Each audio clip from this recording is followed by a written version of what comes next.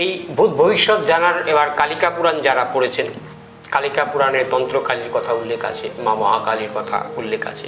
কারণ দক্ষিণা কালিকার যে রূপটা যেটা আছে, দক্ষিণা কালীকে আমরা বলে থাকি ভগবান শনিদেবের ইষ্টদেবী, দক্ষিণা কালীকে বলে থাকি। প্রকৃত অনেক জায়গায় বিভিন্নভাবে বলা হয় যে এই কালী সেই কালী। প্রকৃত মানে একটি জায়গায় যে মূর্তিটা স্থাপন করা হয় সেই জায়গার নামে সেই কালীটা মা কালীর নাম হয়ে যায়।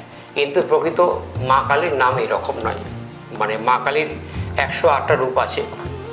108টা রূপের মধ্যে সেটা গৌরী, পার্বতী, বগলা, মঙ্গলা, হিঙ্গলা, মাতঙ্গী, দুর্গাপতি, ভুবনেশ্বরী, মহেশ্বরী, মাহেশ্বরী, ঈশ্বরী এইগুলো পড়ে।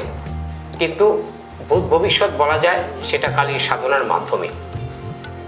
দেখবেন অনেক সাধক একটা মানুষকে দেখে তার বর্তমান এবং বিগত দিন যেটা চলে গেছে, বিতে গেছে, যে দিন হারিয়ে যাওয়া দিনগুলো, আগামী এবং তার কাছে কি আছে সব বলে দেয়। এবার এখানে একটি কালীর সাধনা আছে এবং দেখা যাচ্ছে সেখানে একটা কর্ণপিশাচিনীর সাধনা আছে। কর্ণপিশাচিনী সাধনার মাধ্যমে সেই সাধনাটা করার পরবর্তীতে সেই যে ব্যক্তি রাস্তা দিয়ে যাচ্ছে কাউকে দেখলো, সেই কর্ণপিশাচিনী তার কানে বলে দেয় এই ব্যক্তিটা এই এই এই বিষয়, তখন এই ব্যক্তিটা বলতে থাকে। এটা তার ব্যক্তিগত কোনো পার্সোনাল কিছু নয়। কিন্তু এখানে একটা ব্যাপার আছে, সেই শক্তিটার সাধনা সেই ব্যক্তিটা করেছে, সেই শক্তির সাধনা সেই ব্যক্তিটা করেছে বিধায় তার জন্য এই শক্তিটা তার অধীন,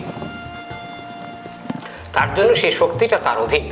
এবং যারা মানে শক্তির সাধনা করে, শক্তির সাধনার মধ্যে শিব সাধনা এবং কালীর সাধনার শক্তির সাধনা, বগলামুখী, মাতঙ্গী, দুর্গাপতি, ভুবনেশ্বরী, মহেশ্বরী, এগুলো শক্তির সাধনা। তা এই শক্তির সাধনার মধ্যে ভূত ভবিষ্যৎ বলে দেওয়া যায়।